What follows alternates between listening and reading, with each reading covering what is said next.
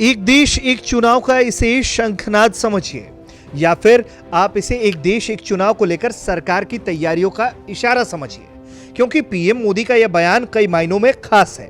PM ने सीधे और सधे लफ्जों में कहा है कि एक देश एक चुनाव देश की जरूरत है। वन नेशन वन इलेक्शन सिर्फ एक चर्चा का विषय नहीं है, बल्कि ये भारत की जरूरत है।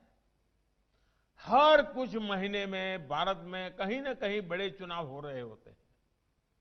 इससे विकास के कार्यों पर जो प्रभाव पड़ता है उसे आप सब भली भांति जानते हैं। ऐसे में वन नेशन वन इलेक्शन पर गहन अध्ययन और मंथन आवश्यक है।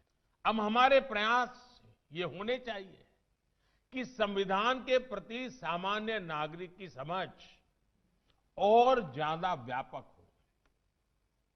इसके लिए संविधान को जानना समझना भी बहुत जरूरी है।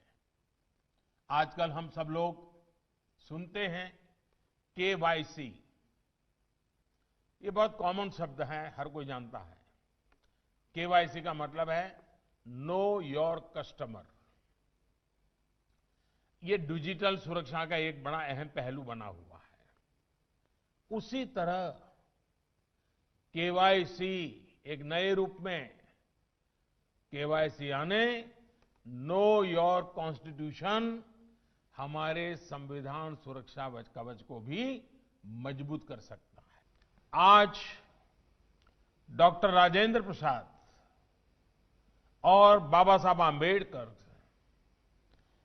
से लेकर के संविधान सभा के उन सभी व्यक्तित्वों, उनको सबको नमन करने का भी दिन है, जिनके अथक प्रयासों से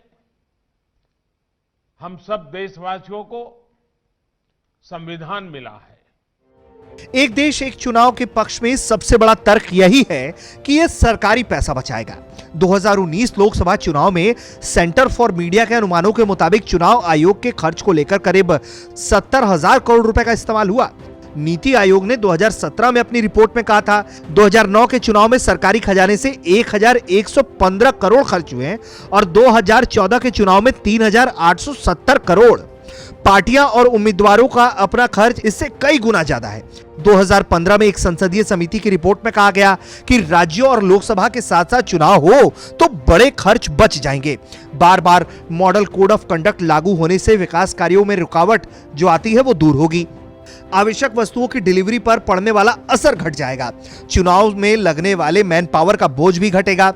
1947 में आजादी के बाद भारत गणतंत्र बना और चुनाव की प्रक्रिया फिर शुरू हुई। संविधान में साथ साथ चुनाव की कोई विशेष व्यवस्था तो नहीं थी, लेकिन 1952 और 1957 में लोकसभा और राज्यों के चुनाव साथ साथ हुए, लेकिन बाद में यह प्रक्रिया जारी नहीं रह पाई। पीएम मोदी दोबारा एक देश एक चुनाव की वकालत कर रहे हैं। अगर दोबारा एक देश एक चुनाव की तरफ जाता है तो ये यकीनन एक विकासशील देश के नजर से फायदे का सौदा ही होगा। ब्यूरो रिपोर्ट, भारत तक।